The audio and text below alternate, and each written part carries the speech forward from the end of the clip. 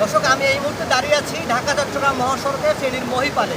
আপনারা দেখতে পাচ্ছেন যে আমার পিছনে যে হাইওয়ে রাস্তা দিয়ে কীভাবে পানি নামতেছে, এবং আমার এই ডান পাশটা হলো নোয়াখালী শহর, এই যে বাম পাশে ফেনী শহর।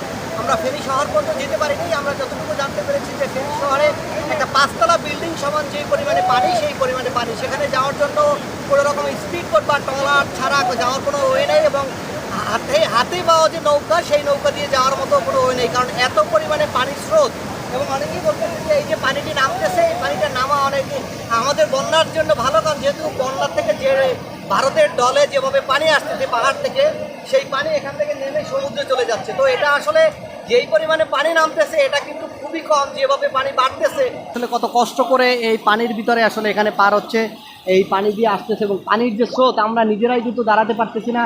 এখানে প্রচুর স্রোত, এবং এই বানবাসী মানুষদের আসলে পাশে দাঁড়াতে গেলে যে পরিমাণে লোকবল বা যে পরিমাণে লজিস্টিক সাপোর্ট দরকার, সেটা কিন্তু আসলে এই জায়গা পর্যন্ত অন্তত এসে পৌঁছাতে পারেনি, কারণ এত পরিমাণে পানির স্রোত বা এত পরিমাণে পানি দেখতে পাচ্ছেন যে মানুষ কিন্তু কোনোভাবে এখানে দাঁড়াতে পারতেছে না। এক প্রকার ইনব্যালেন্স হয়ে যাচ্ছে, কারণ পানির স্রোত।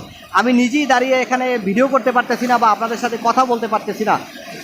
মানুষ কিন্তু দেখতে পাচ্ছেন যে এরা কিন্তু প্রায় একজন 8-10 কিলোমিটার হেঁটে এই ঢাকা চিটাগাং মহাসড়ক কিন্তু তারা হেঁটে তারপরে পার হচ্ছে। এবং আমরা যতটুকু জানি বারাইহাট থেকে একবারে মহিপাল পর্যন্ত পুরো এমন পানি, পুরো মহিপাল পর্যন্ত এমন পানি বারাইহাট থেকে, এবং এই পানি কিন্তু সামনে আরও বেশি।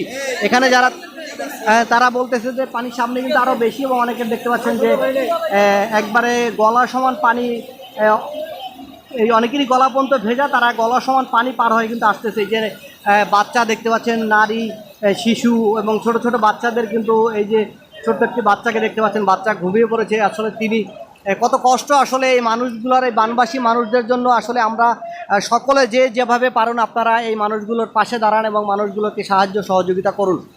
আমরা এই ফেনী শহরে যাওয়ার চেষ্টা করতেছি, কিন্তু কোনো রকম স্পিড বোট বা ইঞ্জিন চালিত ট্রলার ছাড়া যাওয়ার কোনো ওয়ে নাই, কারণ পানির প্রচুর স্রোত। হাতের নৌকা দিয়েও কোনোভাবে যাওয়া যাচ্ছে না, পানির প্রচুর স্রোত। এবং পানি কিন্তু অনেকে বলতেছিল যে পানি কমতেছে, কিন্তু না, পানি কিন্তু আসলে বাড়তেছে। পানি কিন্তু কমতেছে না। দর্শক, আপনারা দেখতে পাচ্ছেন যে আমরা এই ঢাকা চিটাগাং মহাসড়কে এই যে গাড়িগুলো থেমে আছে, এটা কিন্তু কাল সকালে এই গাড়িগুলো এখানে এসেছে, এবং তারা বলছে যে গতকালকে সকাল থেকে আমরা এখানে আছি সবাই, এবং এই গাড়ি বা সব গাড়ি কিন্তু বন্ধ হয়ে গেছে, ইঞ্জিনের ভিতরে পানি ঢুকে গেছে। এবং পানির যে স্রোত, মনে হচ্ছে যে কোনো সাগর পাড়ে আমরা দাঁড়িয়ে আছি, যেভাবে পানি নামতেছে। আপনারা দেখলে মনে হবেন যে পানির যে এখানে কিন্তু একটা মানুষ দাঁড়ানো কোনোভাবেই সম্ভব না এই স্রোতে। আপনি এই স্রোতে দাঁড়ালে হয়তো স্রোতের অনুকূলে আপনি ভেসে যাবেন।